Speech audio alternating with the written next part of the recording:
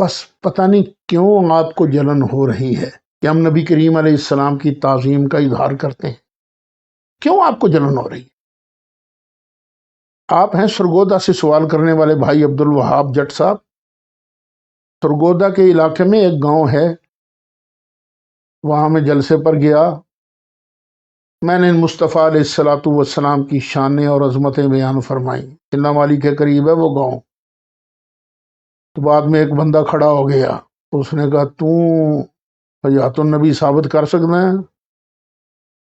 جے تو ثابت کریں تے ایک تے دو تے پانچ میں 15,000 روپے، بڑے 30-35 سال پہلے کی بات ہے. وہاں کا نمبردار کھڑا ہو گیا.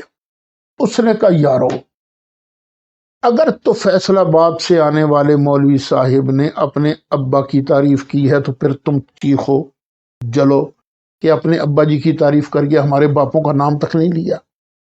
لیکن اگر اس نے سب کے سانجے نبی کی تعریف کی ہے تو پھر جلنے کی کیا بات ہے؟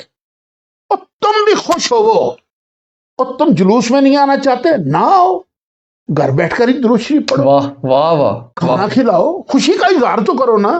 تمہیں نبی کریم علیہ السلام کے آنے کی فرت بھی نہیں ہوتی، خوشی بھی نہیں ہوتی، تم اس کا اظہار نہیں کر سکتے؟ چلو اپنے گھر میں ہی اظہار کرو، خوش تو ہو نا. الحمدللہ ہم قرآن کریم پر عمل بھی کرتے ہیں، قرآن کریم کو سمجھتے بھی ہیں اور قرآن سمجھاتے بھی ہیں. اب سوچ لینا ناخلف کون ہوا ہے.